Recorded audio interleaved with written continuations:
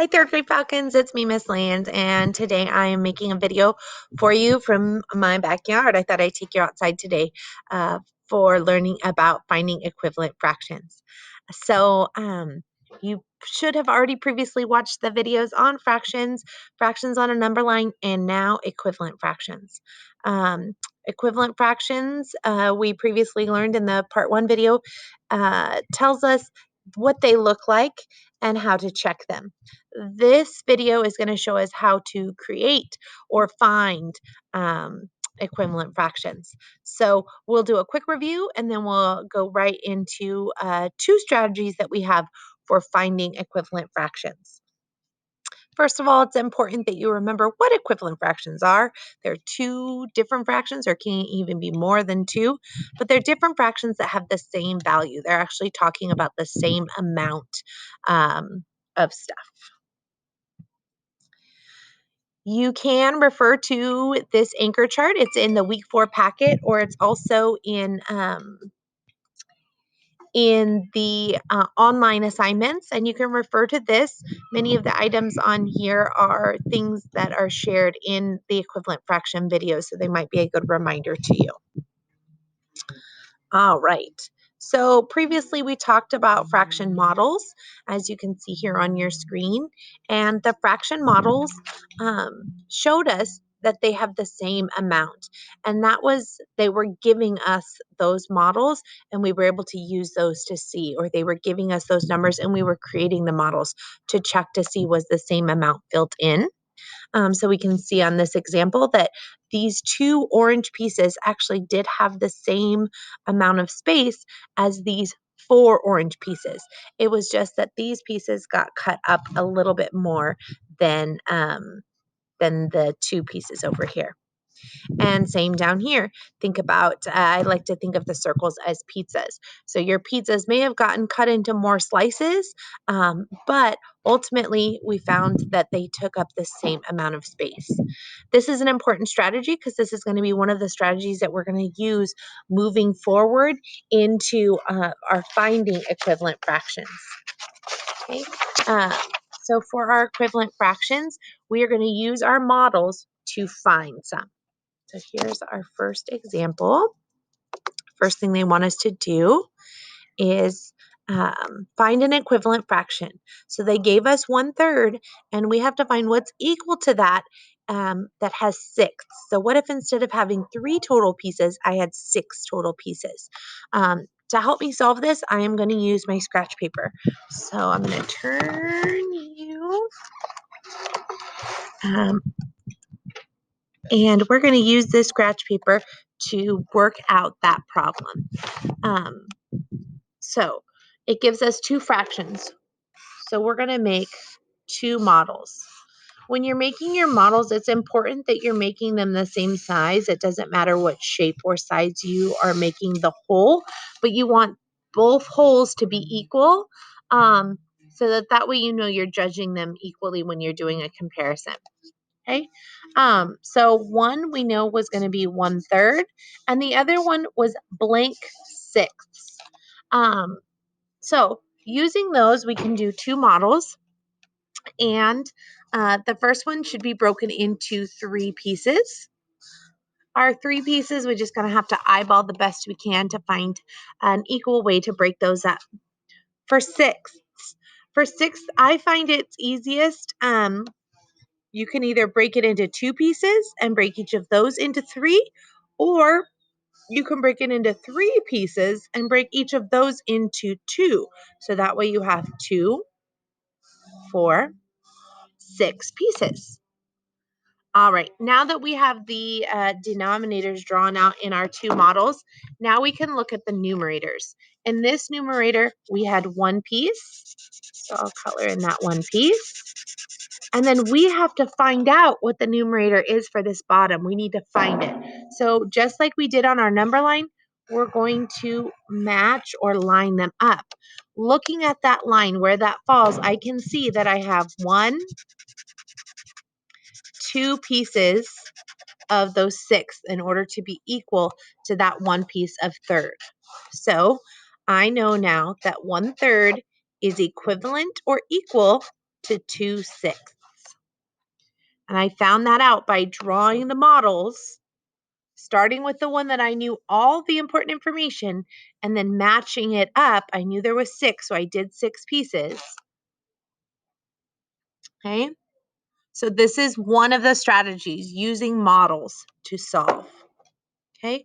Let's do another example. So our next one says 1/6 equals blank 12. 1/6 equals blank 12. So again, we're going to do a model. For this one, I know, gosh, I have to go all the way to 12. So I'm going to make this one a little bit longer, a little bit bigger. Remember, it doesn't matter what I use for my holes, whole candy bars, whole pizzas, whole rectangles. You just want to make sure that the holes are equal and it's something that's easy for you to break into equal pieces. It's not very easy to break triangles into equal pieces, so we don't really use those. Usually rectangles or circles. All right. And I know one of them talks about 1/6, and I know the other one is going to be broken into 12s, but I don't know what my numerator is going to be. So first, let's do what we know. We know the denominators. So this one's going to be broken up into 6 pieces. Again, you can break it up into 3s. And then from there, break each of those up into 2. So that we have 2, 4, 6. Ooh, for 12ths, we're going to have to get even smaller. Well, this is 6. If I take that one step further, I can get to 12s if I cut each of those pieces in half. So 3, cut those in half. Now I have 6, cut those in half. 2, 4, 6, 8, 10, 12. All right. So now I'm going to fill in my numerator. I know that this one has a numerator of 1, so I have one of those pieces. And I'm going to match that down here. And I can see that I have 2 pieces of my 12ths. Each one of those was 1/12. I have 2 of them, so I have 2 12ths. So by using the model to solve for the missing numerator, I can see that 1/6 is equivalent or equal to 2 12ths. Okay, so I'm using those model skills and the numbers that I do know to find that spot to fill in that missing number. And that could work no matter which number or numerator was missing. Okay. Another strategy that we could use is a number line, right? Some of you may like number lines better. It's the same. I'm sure you can see if this shade is getting in there. Scoot this back a little bit so you can see. We can use a number line as well to help model our fractions. Remember, they have to, just like these had to be the same size, they have to have the same starting point and the same ending point in order to be able to compare them. One of them I'm going to break into 6ths.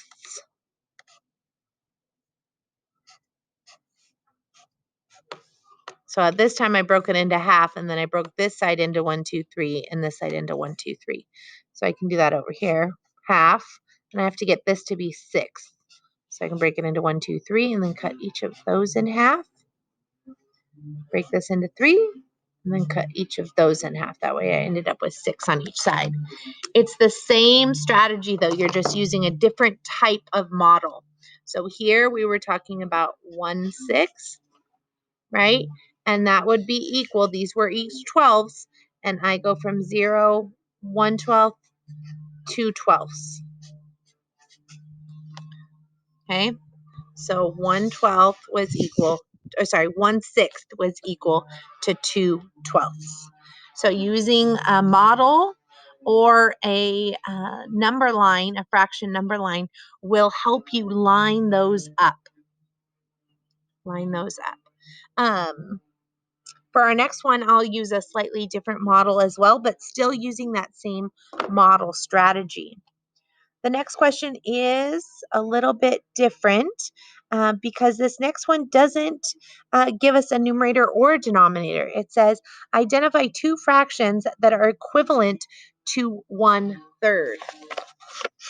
Get a new piece of scratch paper here. This time they only gave me one of the fractions, so I don't even know where to start with the second one. This actually makes it easier because it gives me a lot more options to choose from. So I have 1/3, and they want me to find a number or fraction that it is equal to. Okay, well, I know I can start, and it's got to have this much shaded in, right? It's got to have that same amount shaded in, 1/3. But it's got to be different, so I can't do this exactly. What I can do is I can take each of these pieces, and what if I cut it up more? Take each of these pieces. I can't just cut it like that because now the pieces are not equal, right?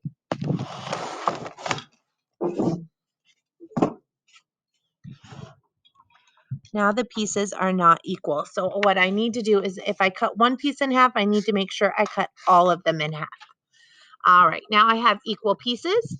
I have a total of 1, 2, 3, 4, 5, 6 total pieces, and 1, 2 pieces are shaded in and they match the quantity or the amount that is shaded in over here.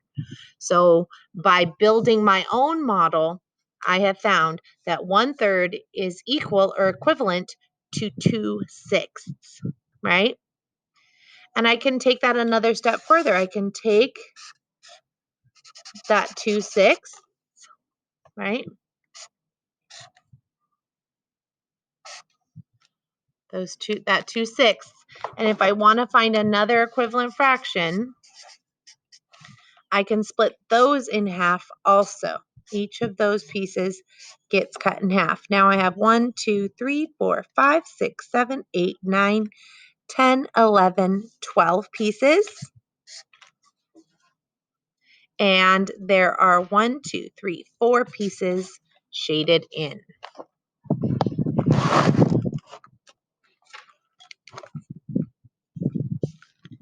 Four pieces shaded in.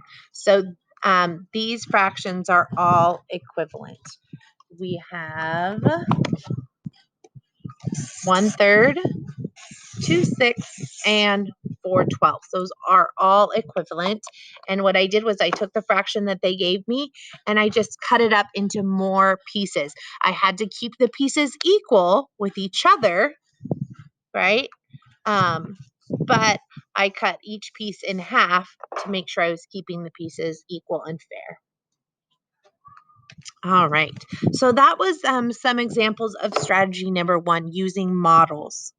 But there's so many more strategies, and I'm going to share one more with you. This strategy is popular with our visual students that like to see and compare with their eyes the equalness of them or how much space they're taking up to check it. This next strategy that I'm going to share with you is going to be more popular with our mental math workers, students that like to use mental math to visually see it and make those connections. So hopefully you may choose the other strategy, but hopefully you'll feel connected to this strategy as well. So let me go back because we're going to do starting with the very first problem with using the second strategy. Back to my scratch paper.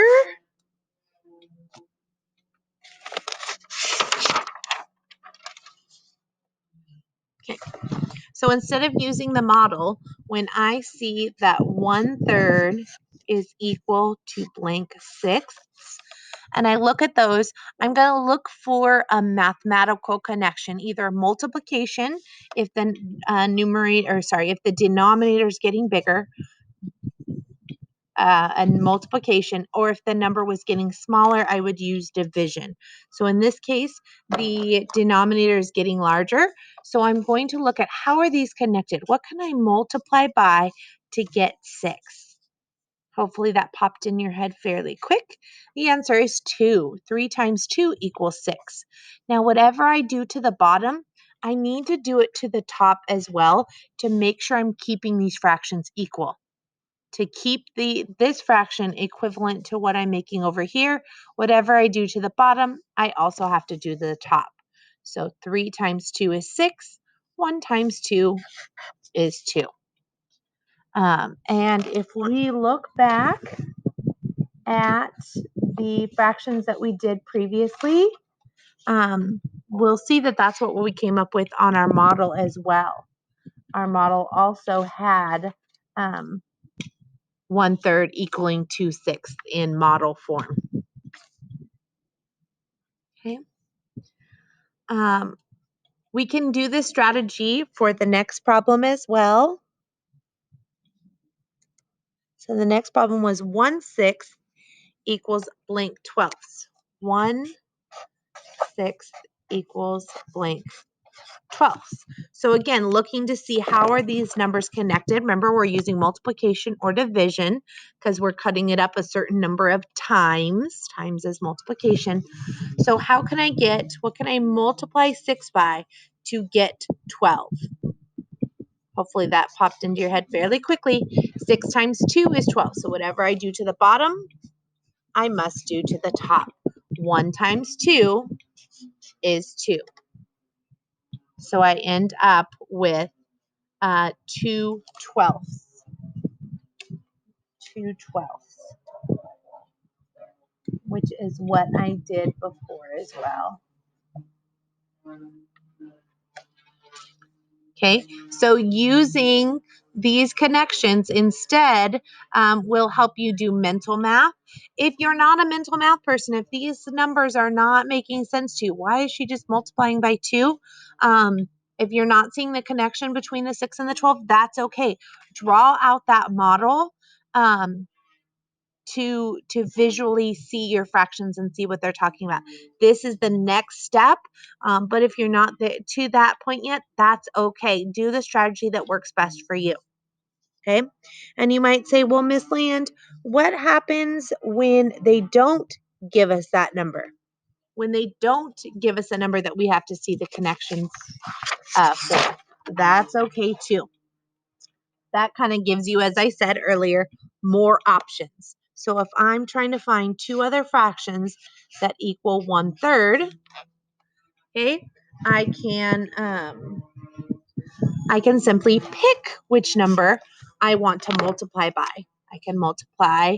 We just did a bunch of 2, so let's do 3 this time. The wind is blowing.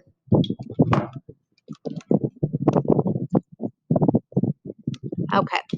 1/3, if we multiply the bottom by 3, that would be 9. And whatever I do to the bottom, I have to do to the top. So I would end up with 3/9. Okay, but it asked us to identify two fractions that are equal to 1/3. Well, I can make another one. I just pick another number that I'm going to adjust my fraction by. So maybe this time I just want to use 2, right? 9 times 2 is 18. Whatever I do to the bottom, I have to do to the top. 3 times 2 is 6. So 1/3 is equivalent or equal to 3/9, and that is also equivalent to 6/18. And if we drew these out, we would see that they would all line up at the same location. Okay, because whatever we did to the bottom, we did to the top. That's what helps keep it equal. We're cutting it up more times. Instead of only being cut into 3 slices, now it's being cut up into 9 slices, but you're getting more, right? That's why it's important that you're doing the same to both the top and the bottom. So this strategy is similar to your fireworks that you learned.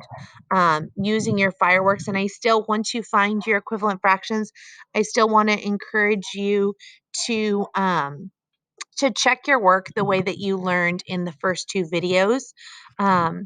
Check your work by doing fireworks or drawing models if you haven't. to make sure that you haven't made a silly mistake, because those do still happen.